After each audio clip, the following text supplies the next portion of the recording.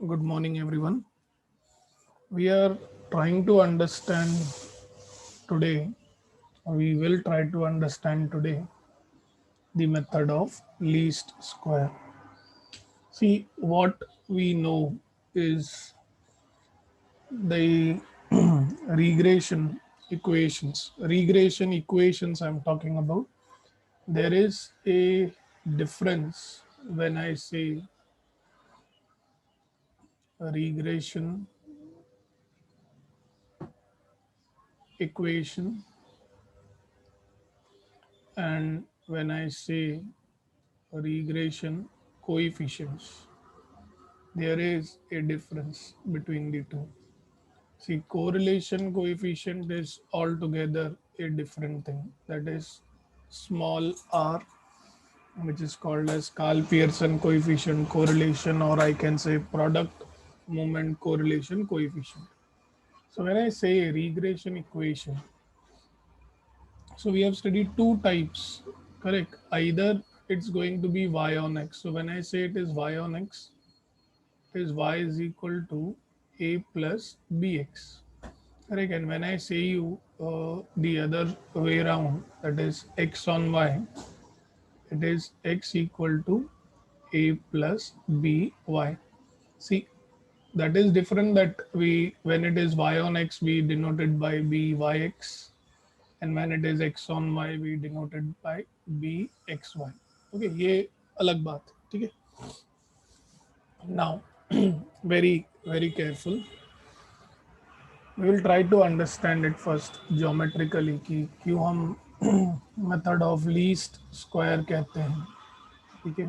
तो usually when I talk to you about y equal to a plus b x, अगर देखने जाएं तो ये एक लीनियर इक्वेशन है जो कुछ इस टाइप की रहेगी, और I can say the line what you will plot will be like this. अभी देखिए ध्यान से. This is the line which I am saying that it is y equal to a plus b x, यानी कि ये y on x की बात कर रहा हूं मैं. I am talking about y on x. ठीक है. अभी ध्यान से, बहुत ज़्यादा ध्यान से. टाइम सीरीज में या स्टेटिस्टिक्स में, करेक्ट, एक छोटा सा डिफरेंस है जो आप मैथ्स में ऑब्जर्व नहीं करेंगे. मैथमेटिक्स में क्या होता है, हम लोग के पास ऑलरेडी कुछ फॉर्मूलेज होते हैं, कुछ स्टैंडर्ड रूल्स जो हैं वो अवेलेबल होते हैं, और फिर हम उन रूल्स को अप्लाई करते हैं, राइट. स्टैटिस्टिक्स में एक तरीके से डिपेंडेंसी आ जाती है डेटा के ऊपर, जो किसी की हमने कल स्टडी किया था इन डिटेल. इसका मतलब स्टैट्स में डिफरेंस ये है कि पहले मेरे पास डेटा आता है, फिर उस डेटा को मैं अच्छे से क्लासीफाई करता हूँ, करेक्ट, फिर मैं उसे एनालिसिस करता हूँ, और फिर मैं किसी इंटरप्रिटेशन पे आता हूँ. मैथ्स में ऐसा नहीं है यार. मैथ्स में कैसे मेरे पास एक रिलेशनशिप दिया रहेगा से y is equal to 3x, तो मैं x की वैल्यू चेंज करूंगा, मुझे y की वैल्यू मिलते जाएगी. क्यों? क्योंकि मैथ्स में रिलेशन पहले दिया जाता है, correct, y is equal to say 3x plus 5, और आप क्या करते हो, जब x की वैल्यू 1 हुई तो y की वैल्यू क्या होगी, जब x की वैल्यू 2 थी तो y की वैल्यू क्या होगी, करेक्ट. बट स्टैट्स में ऐसा नहीं है. स्टैट्स में हमें डेटा पहले दिया जाता है, मतलब मुझे x और y का वैल्यू दिया जाएगा, फिर मैं इन x और y की वैल्यू के बीच में रिलेशन फाइंड करूंगा, और रिलेशन फाइंड करने के बाद मैं कोई एक मैथमेटिकल रिलेशनशिप बनाऊंगा, y is equal to a plus b x. See, that is what we studied in regression analysis. मुझे डेटा दिया गया, उस डेटा या एक्स और वाई जो भी मुझे दिया गया, ईयर, सेल्स दिए गए, करेक्ट, कभी मुझे प्रेडिक्शन करने के लिए दिया गया, भाई जब एक्स की वैल्यू सो एंड सो होगी तो बताओ वाई की वैल्यू क्या होगी. So stats, we had data first, we understood this data, we formed a mathematical relationship with the help of your Carl Pearson uncle, and then we went ahead for prediction. Correct. That is what happens in stats. अब यही चीज हमें थोड़ी और समझनी है, वो है ये। देखिए, मेरे पास डेटा अवेलेबल होगा, करेक्ट। तो अब ध्यान से, ये जो आपने लाइन बनाई है ना, इसको आगे चल के हम सीखेंगे that it is called as the line of best fit. But कैसे, क्या? Have patience. I will surely have certain data available with me.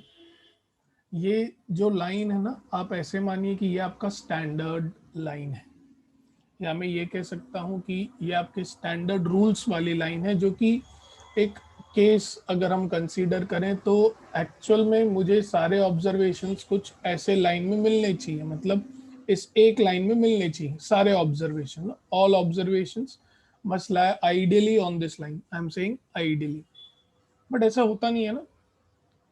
Stats में I can get values which may be the data either lying nearer to the line or say it can lie say far from the line, correct। so ये कुछ data जो है जो मेरे पास available है, से these are few data points जिसको आप आगे जब बड़े हो जाओगे ना, तो आप उसको डेटा मार्ट भी बोल सकते हो। ये वो डेटा है जो हमने ऑब्जर्व किया हुआ है, जो मुझे एक्स और वाई की वैल्यूज दी जाती है ना, जिससे हम लोग फिर बी वाई एक्स निकालते हैं, फिर वाई माइनस वाई बार वगैरह यूज करते हैं, इक्वेशन बनाते हैं। ये वो एक्स और वाई की वैल्यूज है, जिनका एक का हमने कल भी प्लॉट देखा। तो इसको आप डेटा पॉइंट्स भी कह सकते हैं, या जैसे मैंने कहा जब आप बड़े हो जाएंगे तो आप इसे डेटा मार्ट्स भी कह सकते हैं। ठीक है, डेटा पॉइंट्स या डेटा मार्ट्स, मैं इसे डेटा पॉइंट्स कहूँगा। ये वो हैं जो ऑब्जर्व्ड हैं। ऑब्जर्व मतलब जो आपके पास डेटा आया था ना, उसको आपने प्लॉट किया है, these are the observed ones. And ये जो लाइन पर होने चाहिए थे, ये आपके स्टैंडर्ड है, स्टैंडर्ड पॉइंट्स लाइन पर लाए होने चाहिए। ठीक है, तो ये पॉइंट्स आपके स्टैंडर्ड लाइन पर नहीं लाए कर रहे हैं, मतलब उसके आजू बाजू में इर्द गिर्द लाए कर रहे हैं। तो ये कितना इस स्टैंडर्ड पॉइंट से दूर है, वो अगर मुझे जानना है, तो उसे मैं कहता हूँ डिफरेंस। क्या कहता हूँ? डिफरेंस। जिसको जिसको technically we call it as deviation, correct. जैसे हम लोग कैसे बोलते हैं, x माइनस एक्स बार जब मैं बोलता हूँ तो what we call it as, it is the deviation from mean. फिर हमने क्या देखा था, x माइनस एक्स बार का समेशन, इसको हम क्या बोलते हैं, sum of deviation from arithmetic mean. फिर x minus x bar into y minus y bar, याद है इसको क्या बोला था, sum of product of deviations from respective mean। फिर x minus x bar the whole square, इसको हमने क्या कहा था, sum of squares of deviation from respective mean, correct. So deviation जब मैं कहता हूं तो उसका आसान मीनिंग अगर मैं कहूं लेमन लैंग्वेज में, तो we call it as difference. But no, as I told, थोड़े फैंसी वर्ड्स ये लोग यूज करते हैं। ठीक है, अब ध्यान से, तो मुझे ये डेविएशन देखना है, मुझे देखना है कि यार स्टैंडर्ड जो है और मुझे जो वैल्यूज मिली हैं, इनमें एक्चुअल में कितने का डिफरेंस है। कि मेरी तो यार पूरी कोशिश रहेगी ना कि जितना हो सके वैल्यूज जो है वो स्टैंडर्ड लाइन के नज़दीक आए, कि उतना ही मेरे लिए ज़्यादा बेटर है। मैं आपको एक सिंपल एग्जांपल देता हूँ। आपको पता होगा कि auditing is one of the field where even you all work. तो उसके कुछ स्टैंडर्ड्स होते हैं, करेक्ट, कुछ रूल्स होते हैं, कुछ स्ट्रैटेजीज होती हैं, पॉलिसीज होती हैं, प्रैक्टिसेस होती हैं। ठीक है, तो आपकी पूरी कोशिश ये रहती है कि जब आप किसी ऑर्गेनाइजेशन में जाएं, करेक्ट, फॉर एन ऑडिट, तो आप क्या करते हैं, यू बेसिकली थिंक ऑफ कि यार जो स्टैंडर्ड रूल्स एंड रेगुलेशंस हैं, से फॉर एग्जांपल ऑफ रिपोर्टिंग, और जिस ऑर्गेनाइजेशन में आप ऑडिट करने गए हैं उन्होंने कितना फॉलो किया है, करेक्ट। तो ऐसी ऑर्गेनाइजेशंस जो बहुत ही ज़्यादा अच्छे से फॉलो करते हैं, correct, that will be nearer and nearer to the standard auditing tools what you have, correct. और जो ऑर्गेनाइजेशंस ने उतना अच्छे से फॉलो नहीं किया है, करेक्ट, उनके स्टैंडर्ड ऑडिटिंग टूल से वैल्यूज जो है थोड़ी दूरी पर आएंगी, मतलब अलग आएंगी। Now you been an auditor, अगर मैं कहूँ तो आप लोगों को नॉलेज जो रहेगा वो किसका रहेगा, आप लोगों को नॉलेज रहेगा in standard rules and regulations का। आप जब उस ऑर्गेनाइजेशन में जाएंगे, ऑर्गेनाइजेशन ए बी सी में, तो आप क्या करेंगे, जो डेटा है, see again I am saying, जो डेटा है उस डेटा को आप एनालाइज करेंगे, क्लासिफाई करेंगे, इंटरप्रिटेशन करेंगे, और वो इंटरप्रिटेशन के बाद आपको कुछ जो वैल्यूज मिलेंगे और डेटा पॉइंट्स मिलेंगे। सो ये देखिए, इसके बीच में जो डिस्टेंस है वो बहुत ही छोटा है।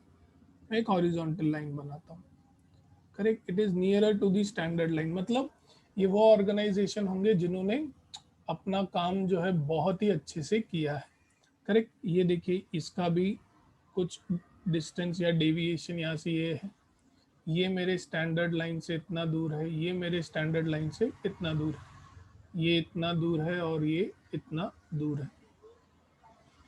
सो बेसिकली आप क्या करेंगे रिपोर्टिंग में, आप बताएंगे कि यार स्टैंडर्ड या अकॉर्डिंग टू दी स्टैंडर्ड, या मैं ऐसे भी कह सकता हूँ, you are going to report the deviation to the appropriate person, right. Now when I say deviation to the appropriate person means what rules must have been obeyed properly and how much they are followed, correct.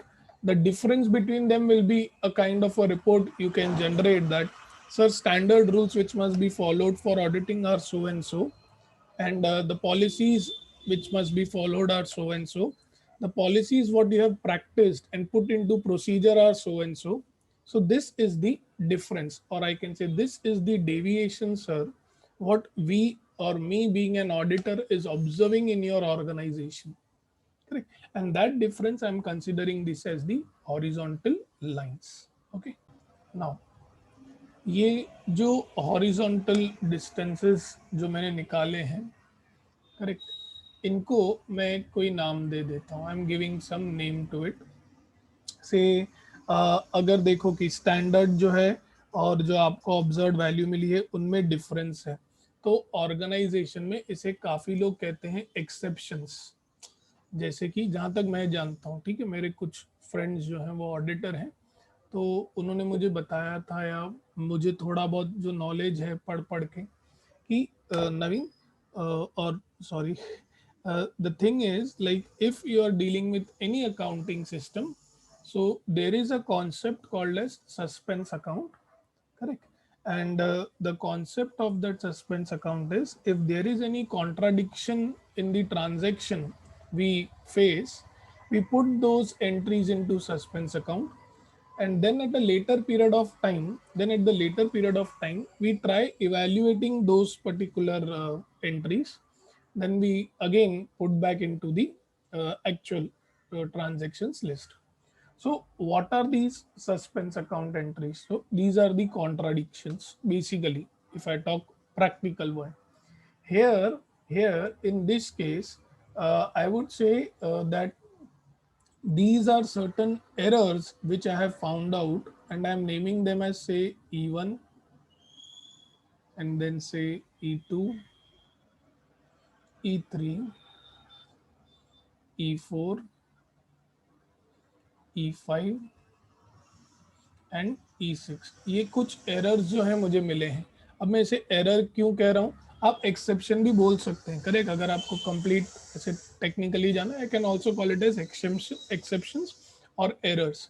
Errors क्यों भाई, standard जो follow करना चाहिए था और जो आपको observed value मिली है उनके बीच में डिफरेंस है, तो जो डिफरेंस है उसको हम क्या बोलते हैं, एरर बोलेंगे या एक्सेप्शन बोलेंगे, ठीक है। अभी ये जो एरर्स या एक्सेप्शंस है, ये ऐसे प्रिवेंशन जैसे बोला जाता है ना, तो प्रिवेंशन ये होता है कि लाइन के ऊपर जितने पॉइंट्स हैं, अगर उतने ही पॉइंट्स लाइन के नीचे हैं, करेक्ट, या उससे ज़्यादा है या उससे कम है, तो लाइन के ऊपर जितने भी पॉइंट्स हैं उन्हें हम कंसीडर करते हैं as positive, it's a prevention, correct. और स्टैंडर्ड लाइन के नीचे जितने पॉइंट्स हैं उन्हें हम कंसीडर करते हैं नेगेटिव। तो कल अगर सोचो कि ऑब्जर्व्ड वैल्यूज जो हैं आपके, जो लाइन के ऊपर हैं, उनका जो आपको डिफरेंस आया और जो लाइन के नीचे हैं उनका जो डिफरेंस आया वो दोनों सेम हुए, मतलब ऊपर सोचो कि डिफरेंस 4 आया और नीचे भी डिफरेंस 4 आया, नेगेटिव, ऊपर +4 नीचे -4, then that will nullify each other, ठीक है। But again I am repeating, ऊपर अगर सोचो +4 आया, जब मैंने इन सभी एरर्स को इकट्ठा किया तो मतलब जोड़ दिया, तो मतलब प्लस किया, तो और वही चीजें जब मैं लाइन के नीचे था उन्हें नेगेटिव कंसीडर करना, जब मैंने उनको प्लस किया वो आया -4, तो +4 -4 विल नलीफाई ईच अदर। मतलब आप बोलेंगे सर डेविएशन जो है ना सर, या डिफरेंस जो है ना सर, ऊपर और नीचे दोनों ही सेम है। बट आप एक चीज भूल रहे हैं कि डेविएशन तो है ना, डिफरेंस तो है ना, जो आपने ऑब्जर्व वैल्यू की और जो स्टैंडर्ड है, ठीक है। अभी एक हम कॉन्सेप्ट सीख रहे हैं, डेविएशन जब मैं कहता हूँ डिफरेंस, तो मुझे नेगेटिव वैल्यूज के बारे में सोचना पड़ेगा, करेक्ट। और क्यों सोचना पड़ेगा कि यार इनके नेगेटिव होने की वजह से ना डेविएशन नलीफाई हो रहा है, करेक्ट। और मुझे डेविएशन तो कंसीडर करना है, मुझे डिफरेंस तो कंसीडर करना ही है, करेक्ट। तो कैसे कंसीडर करें, तो पहला जो थॉट आया था ना लोगों को वो ये था, correct, the big statisticians like Karl Pearson और एनी अदर से स्पीयरमैन्स और concurrent deviations, the very first thought what come in their mind is came in their mind is कि हम लोग है ना इन सब एरर्स का क्या कर ले, मॉड ले लें। देखो पॉजिटिव का तो मॉड लेने की जरूरत नहीं है, लेकिन नेगेटिव का हम लोग मॉड ले सकते हैं, ठीक है। So we took mod, correct. भाई मॉड से क्या होगा, करेक्ट, जो भी नेगेटिव वैल्यूज भी हैं वो पॉजिटिव हो जाएंगी। अब देखिए ध्यान से, हम बहुत ध्यान से, तो अगर मेरे पास -2 है तो उसका हम कंसीडर करेंगे 2। अब ध्यान से, अगर मेरे पास 0.5 है, करेक्ट, तो उसका हम कंसीडर करेंगे 0.5। अगर मेरे पास 0.25 है विद अ नेगेटिव साइन, से -0.25, so I will consider it as +25।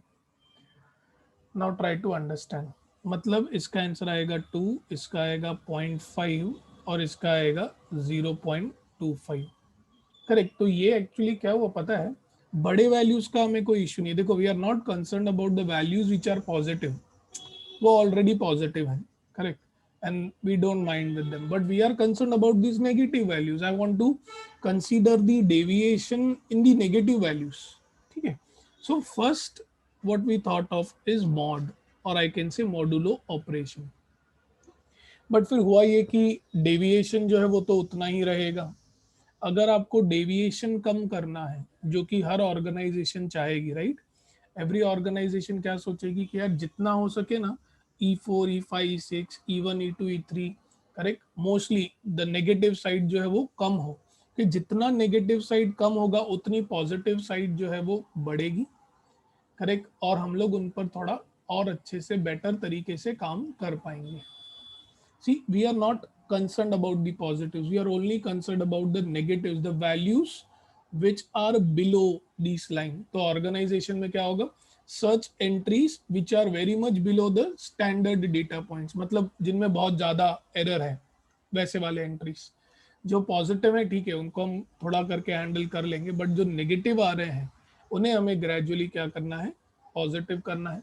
मैं आपको बताता हूँ, जब भी आप थोड़े टाइम बाद जब बड़े हो जाएंगे, करेक्ट, आप अकाउंटिंग देखेंगे तो सस्पेंस अकाउंट्स के जो एंट्रीज होते हैं ना उन्हें वो नेगेटिव साइन में डिनोट करते हैं। उधर उल्टा है, मतलब -1 अगर मैं कहूँ तो there is 1 suspense account entry, -10 मतलब there are 10 suspense account entry. So whenever you generate any report, तो आइडियली आपकी कोशिश क्या रहेगी कि ये जो -1 -10 -15 ये वाले जो एंट्रीज हैं जितना हो सके उतने कम हो, राइट, कि जितने कम सस्पेंस अकाउंट्स में एंट्रीज रहेंगे उतना ही आपके लिए कोई भी अकाउंटिंग स्टेटमेंट बनाना इजी रहेगा, मतलब एक्यूरेसी बढ़ जाएगी, correct, you will improve the accuracy. तो after some stage they realized कि यार the values which are integer, correct, उससे हमें कोई दिक्कत नहीं आती, बट यार ये जो पॉइंट वाले जो वैल्यूज होते हैं ना, for smaller values they come across A mathematical property, correct, they came across a mathematical property in which is a superb property, very superb property, awesome property it is. And the property is, observe this, if I have such small values with me, look at the power of this property. अगर मेरे पास -0.5 है, बहुत ध्यान से, हाँ, जिसका हमने modulo लिया हुआ है, करेक्ट, जिसका हमने मॉडुलो लिया हुआ है, करेक्ट। नाउ 0.5 का स्क्वायर अगर आप ऑब्जर्व करो, स्क्वायर, तो ये आपको कितना मिलेगा, 0.25। कहना इसे, इससे ना मेरे दो पर्पस सॉल्व हो गए, दो पर्पस सॉल्व हुए। एक तो मुझे वैल्यू जो है नेगेटिव से क्या हो गई, positive, and another purpose which is superb, मेरा जो डेविएशन है ना वो कम हो गया, correct. Can I say that the deviation basically it decrease, क्यों, अरे यार 0.25 जो है 0.5 से तो छोटा है ना, करेक्ट। सिमिलरली, सिमिलरली अगर -0.25 मतलब डेविएशन जहां पर कम है, negativity, correct. So now if I talk to you about 0.25 का मॉड, तो मॉड लेंगे तो मुझे 0.25 मिलेगा, लेकिन यही मैं स्क्वायर लेता हूं तो आई एम गेटिंग 0.0625।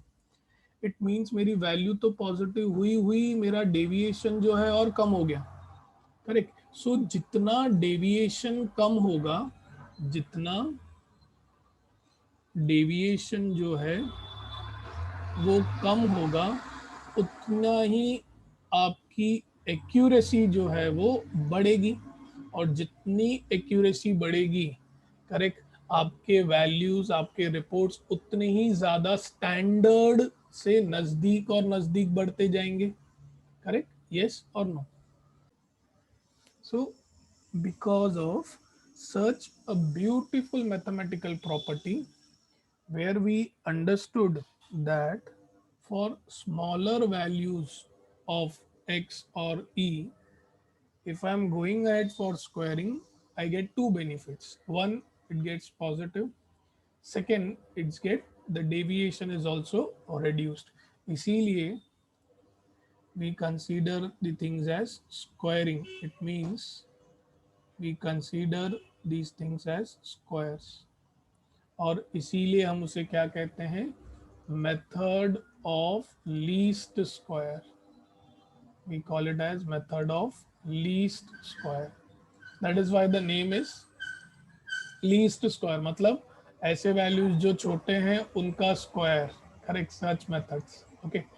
नाउ जैसे हमने y ऑन x की बात की, सिमिलर तरीके से ही x ऑन y की भी बात की जा सकती है, करेक्ट। तो ये सोचो y ऑन x है, वैसे ही हम लोग x ऑन y की बात करेंगे, correct. And x on y की जो लाइन होगी वो ऐसे आती है, करेक्ट, क्योंकि अब यहाँ पर डिपेंडेंट इंडिपेंडेंट वेरिएबल जो है वो अपनी जगह बदल देते हैं, करेक्ट। अभी सिर्फ चेंज ये आएगा कि आप जैसे हॉरिजॉन्टल डिस्टेंस ले रहे थे, यहाँ पर जो है वर्टिकल डिस्टेंस लिया जाएगा, vertical distance will be considered. So this is going to be x equal to a plus by. Like this you won't find in your textbook for time series, but I want to go ahead for the regression normal equations. That's the reason, correct. So if I'm dealing with x on y, you will consider the vertical distance. So मतलब vertical lines draw करेंगे. Sorry, this will be the vertical lines. But again, rest entire concept remains the same, correct, no change. So इसीलिए देखो, आपको याद है हमने property पढ़ी थी, if you remember we have studied a property which I will like to revise it for you, and the property is that if I am talking about the two regression lines, correct, for which the equations are given to you. So if you remember, we studied that their point of intersection is what? X mean and Y mean. तो ये आपका regression equation Y on X, ये आएगा आपका X on Y. So आपका regression equation Y is equal to A plus b x, ये होगा x equal to A plus b y. इसका पॉइंट ऑफ इंटरसेक्शन, इसका point of intersection is what? X bar and Y bar. Correct. If you remember, we have done properties on this. इसका मतलब अगर मुझे x bar और y bar अगर देखना है तो क्या होगा, यहाँ से अगर एक परपेंडिकुलर ड्रॉप किया जाए तो इधर x bar की वैल्यू मिलेगी, यहाँ से एक परपेंडिकुलर ड्रॉप किया जाए तो मुझे y bar की वैल्यू मिलेगी. सो x bar and y bar are nothing but the point of intersection, the point of intersection of these things, that is y on x and x on y. Now to move ahead for understanding the normal equations, let me revise the summation properties. As I told, I'm revising the summation properties and then I'm going to again rub this. Correct. So summation के हमने properties सीखे थे कुछ, that is summation of x plus y अगर दो variables हैं, then it is summation of x plus summation of y. If it is summation of k x, मतलब अगर कोई कांस्टेंट है जो कि मल्टीप्लाइड है वेरिएबल के साथ, तो कांस्टेंट को बाहर ले लेंगे, it will be summation of x. अगर मैं बात करता हूँ से summation of any given constant, ठीक है, तो that is called as constant times n. फिर हमने मीन की भी प्रॉपर्टी सीखी है. x बार क्या होता है? Summation of x by n. Correct. अभी क्या मैं यहाँ से ये कह सकता हूँ that summation of x will be equal to n into x bar? Can I say that? yes or no? Summation of x will be what? n into x bar. Do you all agree with this? Do you all agree with this? Correct. और आपने ये चीज सीखी है कि x bar at the end of the day क्या है? एक कांस्टेंट वैल्यू है. Correct. That represents the entire set of equations. तो अगर कोई कांस्टेंट वैल्यू है which is been multiplied by n, I can write it as summation of that x और that value. So please remember these properties. Correct. We have studied those earlier. So now I can go ahead for your normal equations. तो पहले मैं आपको बताऊंगा y on x के normal equations. So the general or the standard equation of y on x is given as y is equal to a plus bx. Correct. So I would say taking summation on both the sides, taking summation on both the sides, what you will get? Summation of y is equal to summation of a plus b x. ठीक है. अब summation तो दोनों को मिलेगा. So summation of y is equal to summation of a plus summation of bx. अभी a अगर देखने जाएंगे तो इट इज कांस्टेंट. a क्या है? कांस्टेंट. तो कांस्टेंट का हम लोग कैसे लिखते हैं? Constant times n. तो ये a की जगह पर आगे क्या आ जाएगा? a और n. कैपिटल या small, I am not concern with this. Plus b जो है वो कांस्टेंट है और x वेरिएबल है, तो हमने क्या सीखा है? कांस्टेंट बाहर आ जाएगा, समेशन जो है वो सिर्फ और सिर्फ वेरिएबल को मिलेगा. So that will be summation of y. So this is your first normal equation. This is your first normal equation, ये आपका पहला नॉर्मल इक्वेशन हुआ। ठीक है, अभी इसी इक्वेशन में मैं अगर मल्टीप्लाई कर दूं both the sides by x, इसी इक्वेशन में is this in this say equation one, इसी के अंदर if I am multiplying both the sides by x, multiplying both the sides by x, correct, तो मुझे क्या मिलेगा, summation of y x is equal to a n x, जैसे देखो क्या आ गया, n into x plus B summation of क्या हो जाएगा, x into x is x square. और हमने अभी कुछ समय पहले सीखा कि अगर n मल्टीप्लाइड है किसी वेरिएबल के साथ तो मैं उसको क्या लिख सकता हूँ, summation of x,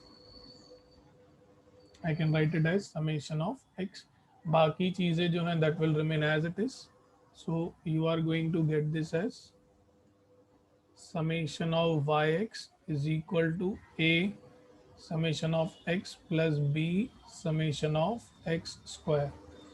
This is called as the second normal equation. So these two equations are called as the normal equations for y on x. These two equations are called as normal equations, correct, for y on x, or similar then you can do the argument for x on y. x on y के लिए क्या आएगा, x is equal to a plus by, फिर summation x is equal to so and so on. Yeah, I will repeat this procedure again. In examination you don't have y on x or x on y, you have one standard equation, इन दोनों को ही सिर्फ उन्होंने एक variable के form में आपको दिया है, but why am I doing, because the things must be clear in your mind, okay. So we will repeat, or I can say we will again observe what if or how the normal equations will be considered when I am dealing with, say, x on y. So my standard equation of x on y is x is equal to a plus by, correct. So again I will say, taking summation on both the sides,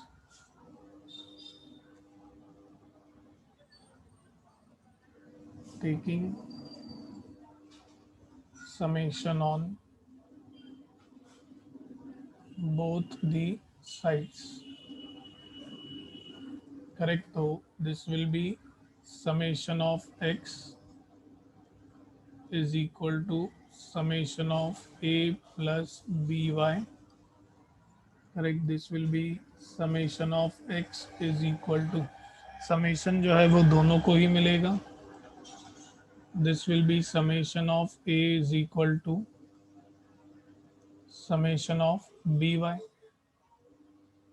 this will be summation of x is equal to, एक second ना, मैं दोनों को एक side rule apply कर दूंगा एक साथ, मतलब इधर से b जो है वो कांस्टेंट निकलेगा, right, sorry, let me apply the rules at the same time. Summation of a is constant, ठीक है, so this is going to be constant times n plus b जो है वो कांस्टेंट है, वो बाहर आ जाएगा as we have studied about the rules, this will be summation of y. So this is called as your first normal equation for x on y. अभी इसमें क्या करेंगे, जैसे हमने वहाँ पर मल्टीप्लाई किया दोनों बाजू x से, so here I am going to multiply both the sides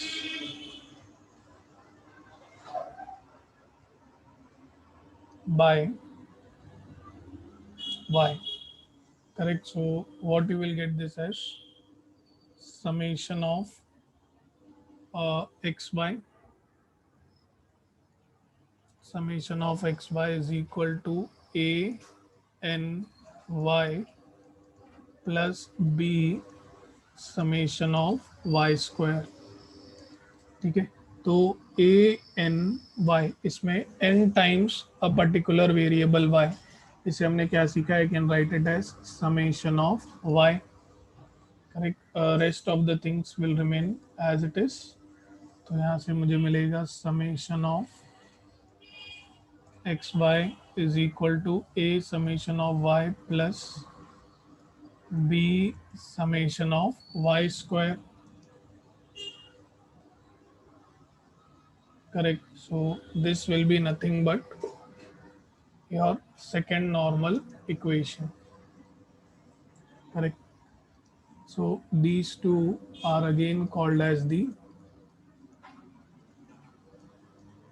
normal equations with respect to your x on y. With respect to your x on y.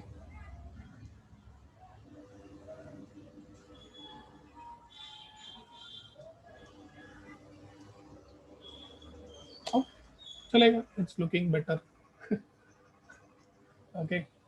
So So in the coming lecture, we will study about the method of moving averages. Then we'll complete the chapter theoretically. Correct. So we'll stop here. So until that, stay home, stay safe, have a great day ahead. Thank you.